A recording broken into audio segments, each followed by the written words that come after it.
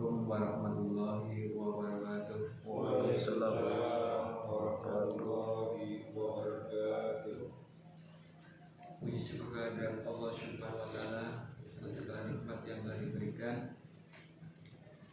Salam dan selawat kita selalu serahkan kepada kita Rasul kita, Nabi besar kita Nabi Muhammad Sallallahu alaihi wasallam. Melanjutkan pembacaan Quran surat An-Nisa ayat 5 dan 6.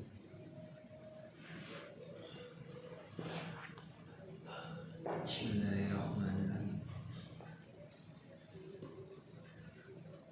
A'udzu billahi minasyaitonir rajim. Bismillahirrahmanirrahim.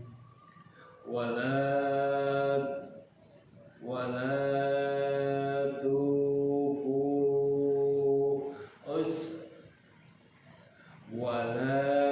tuqus sufaha'a amwalakumulladzi ja'alallahu lakum qiyaman warzuquhum fiha wa'suhum wa qulu lahum qawlan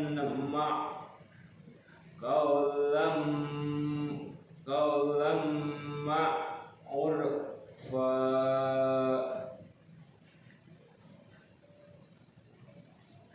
Wabtalu ya'tama hatta idza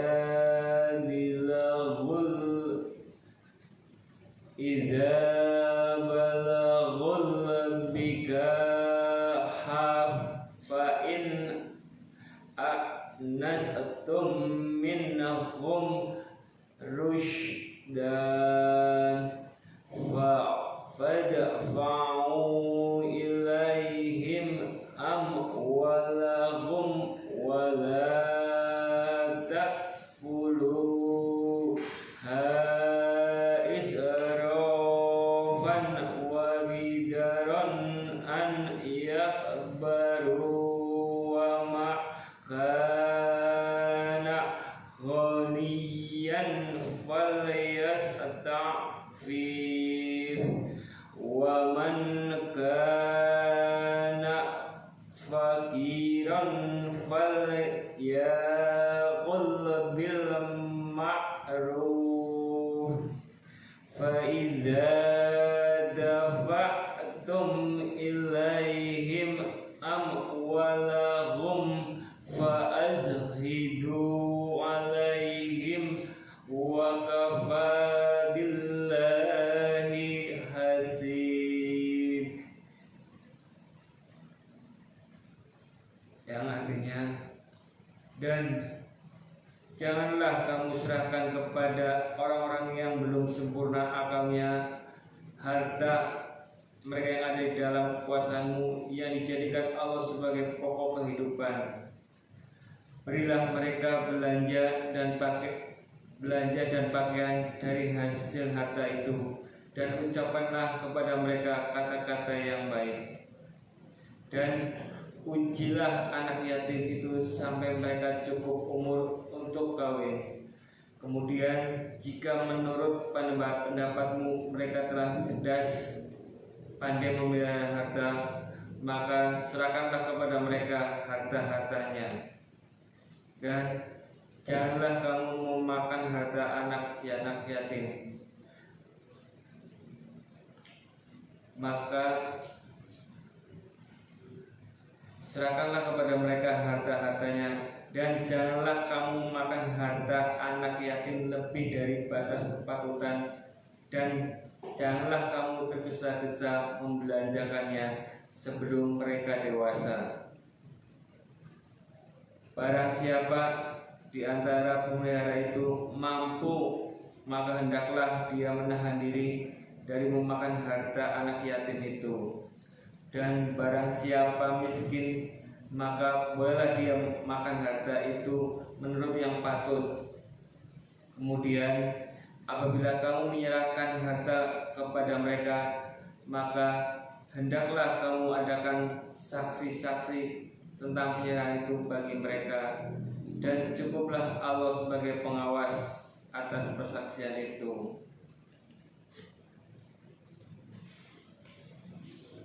Benar Allah dengan segala firman-Nya.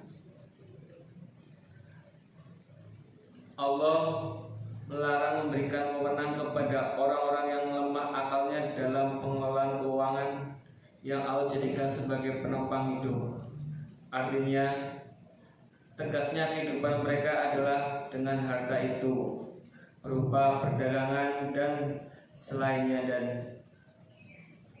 dari sini dapat diambil kesimpulan hukum penangguhan pemberian harta bagi anak-anak. Penangguhan itu sendiri terdiri atas berbagai bentuk.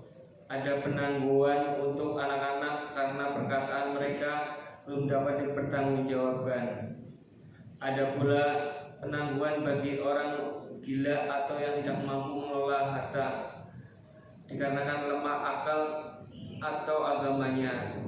Ada pula penyitaan karena pailit, yaitu apabila utang piutang telah melilitnya, sedangkan harta yang dimiliki tidak dapat menutupi pembayarannya, sehingga pada saat kreditor meminta hakim untuk menyita harta tersebut, niscaya hakim melakukannya. Ad-Dahab menukil dari Ibnu Abbas tentang firman Allah, wala na'nus sufaha'a amwalakum, dan janganlah kamu serahkan kepada orang-orang yang belum sempurna akalnya harta mereka yang ada dalam kekuasaanmu. Dia berkata, mereka adalah anak-anakmu dan kaum wanita.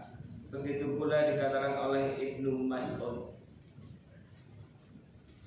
Firman Allah, wa arzufuhum fiha wa'suhum wa qulu lahum qawlan ma'zuha.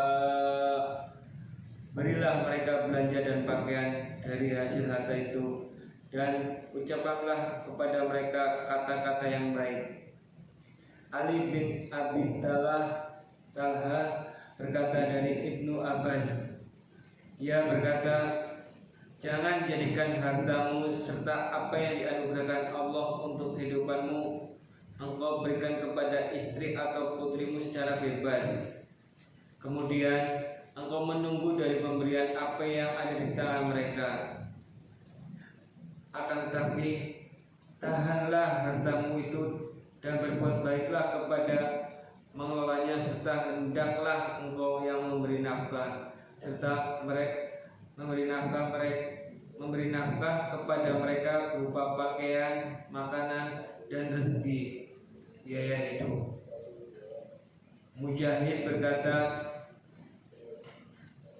dan ucapkanlah kepada mereka kata-kata yang baik, yaitu dalam kebaikan dan silaturahim. Kandungan ayat yang mulia ini ialah berbuat ihsan kepada keluarga dan orang-orang yang berada dalam tanggungan dengan melakukan infak berupa pakaian dan rezeki, gaya hidup, serta dengan kata-kata dan akhlak yang baik. Firman Allah, wa aitalu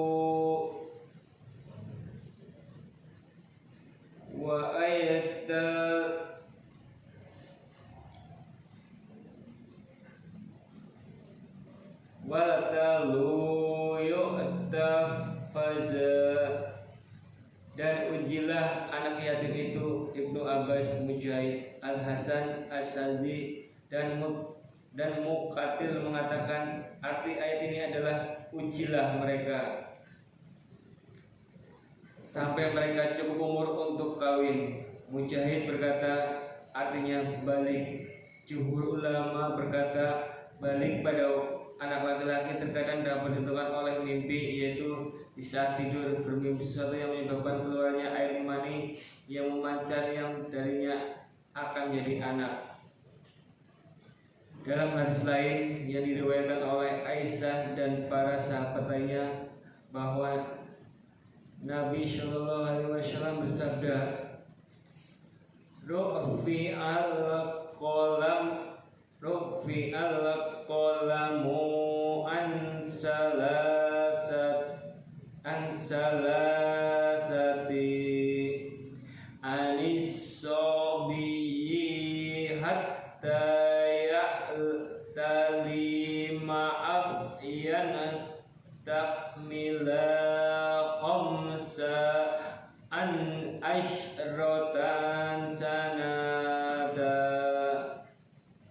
wa annin nasimi hatta yastabqitu wa annil majtuni hatta yu'fiku.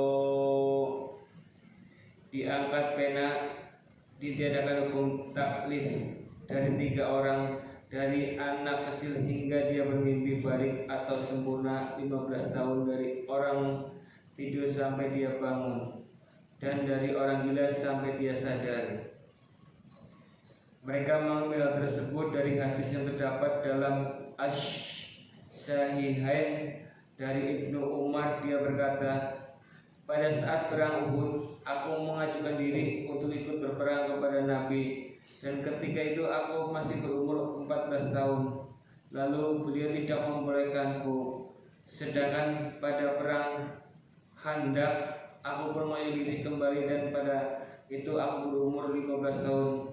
Maka beliau membolehkanku. Setelah mendengar hadis ini, Umar bin Abdul Aziz berkata, inilah perbedaan antara anak kecil dan orang dewasa. Para ulama berbeda pendapat mengenai tanda tumbuhnya rambut pada kemaluan, dan pendapat yang lebih mendekati kebenaran adalah bahwa hal itu sebagai tanda seorang telah mencapai usia balik. Hal ini ditunjukkan oleh riwayat Imam Ahmad dan Atiyah Al-Qurazi. Ia menuturkan, pada waktu perang Quraisyah, kami Bani Quraisyah dihadapkan kepada Rasulullah, maka beliau memerintahkan seseorang yang ditugaskannya meneliti siapa yang sudah tumbuh bulu kemaluannya, siapa yang sudah tumbuh dibunuh, adapun yang belum tumbuh tidak dibunuh, dilepaskan. Sedangkan akan termasuk orang-orang yang belum tumbuh bulu kemaluan, maka aku pun bebaskan. 4 penulis kitab Sunan pun mempertengahkan hadis yang serupa dengannya. Lalu At-Tirmizi berkata, hadis ini hasan sahih. Firman Allah, kemudian jika menurut pendapatmu mereka telah cerdas, pandai memelihara harta, maka serahkanlah kepada mereka harta-hartanya. Syaid bin Zubair berkata, yaitu anak dalam agamanya serta pandai memelihara hartanya.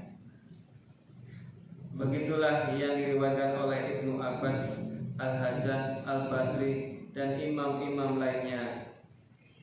Para fuqaha mengungkapkan, apabila seseorang anak telah baik agamanya dan pandai mengatur hartanya, niscaya lepaslah hukum pengakuan hartanya, maka harta miliknya yang berada di tangan walinya harus diserahkan.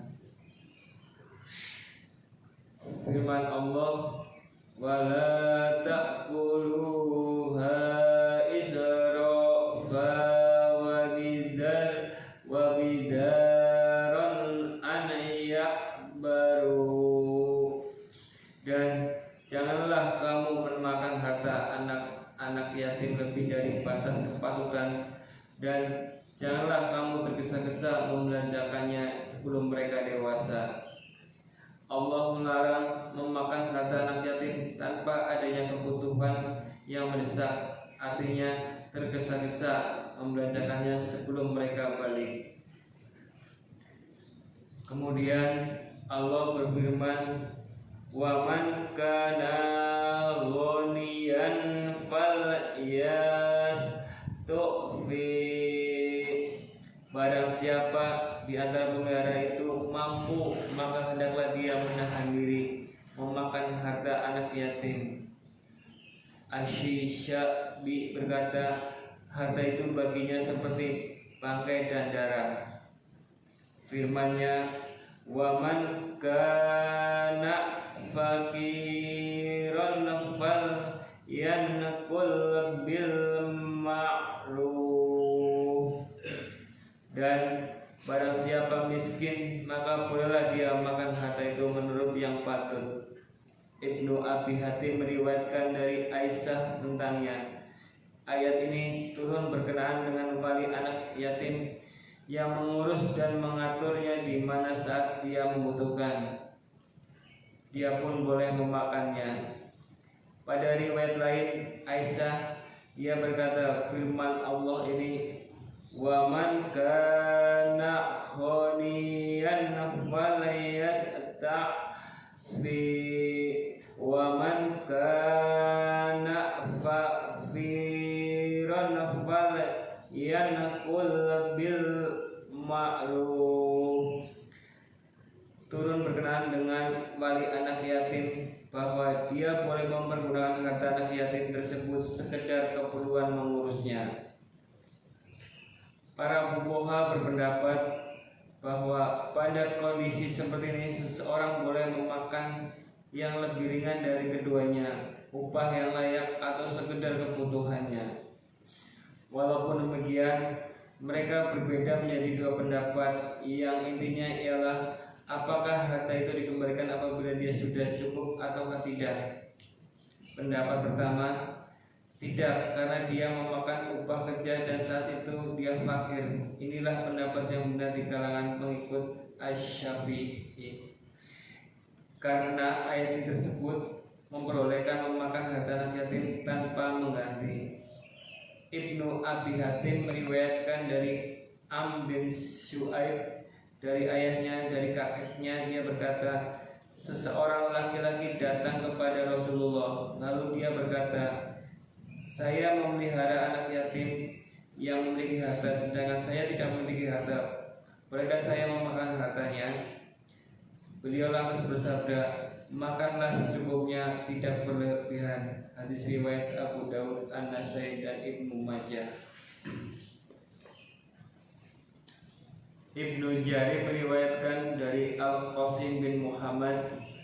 Dia berkata, seorang Arab Badui mendatangi Ibnu Abbas dan berkata, sesungguhnya saya memelihara anak-anak yatim dan mereka memiliki beberapa unta, sedangkan saya memiliki satu unta. Saya pun memberikan susu unta untuk orang-orang fakir. Apakah dihalalkan minum susunya? Beliau menjawab, jika engkau yang mencari untanya yang tersesat, mengobati yang sakit, membersihkan tempat minumnya, dan mengurus keperluannya, maka minumlah tanpa mengganggu untuk keturunan dan tanpa menghentikan perasaan susunya. Inilah riwayat Malik dan Al-Muwatta dari Yahya bin Sa'id. Pendapat yang mengatakan tidak perlu adanya penggantian ini dipegang oleh Atta bin Abi Rabbah, Ikrimah, Ibrahim An-Nahar, Atiyah Al-Aufi, dan Al-Hasan Al-Basri. Pendapat kedua, ya harus mengganti karena asal hukum harta anak yatim adalah haram. Dia hanya dibolehkan untuk kebutuhan lalu dikembalikan gantinya, seperti memakan harta orang lain bagi orang yang sangat membutuhkannya. Said bin Mas'ud berkata, telah menceritakan kepada kami Abul Ahwas dari Abu Ishaq dari Al-Bara. Dia berkata, Umar berkata kepadaku, aku tempatkan diriku pada harta Allah seperti kedudukan wali anak yatim. Jika aku butuh, aku akan mengambilnya, dan jika aku cukup, aku akan mengembalikannya. Serta jika aku kaya, aku akan menahan diri. Sanadnya sahih. Firman Allah, فَإِذَا دَفَعْتُمْ إِلَيْهِمْ أَمْوَالَهُمْ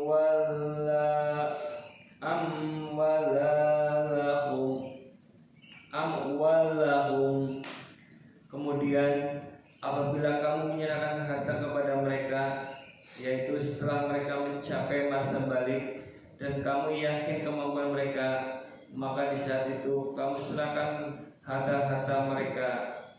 Lalu apabila kamu menyerahkan harta kepada mereka, wa ashhidu alaihim, maka hendaklah kamu adakan saksi-saksi tentang penyerahan itu bagi mereka.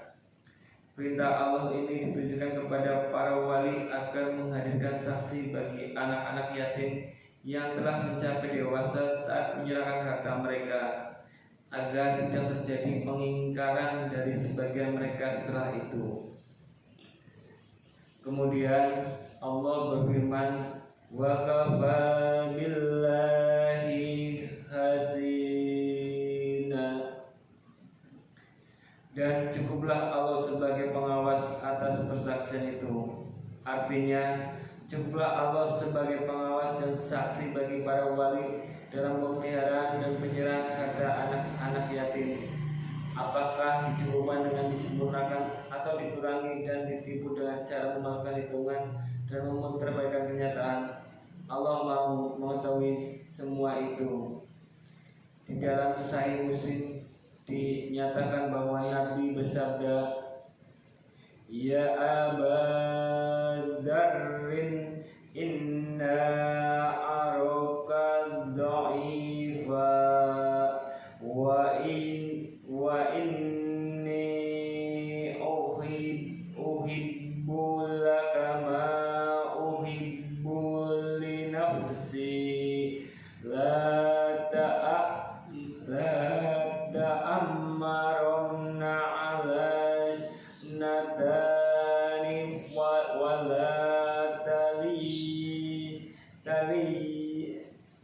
la taliyanna malayatimin. Hai Abu Dzar, sesungguhnya aku melihatmu sebagai seorang yang lemah dan aku mencintaimu seperti aku mencintai diriku sendiri. Janganlah engkau menjadi amir bagi dua orang atau mengurus harta anak yatim. Hadis riwayat Muslim. Alhamdulillah, membaca Quran surat An-Nisa ayat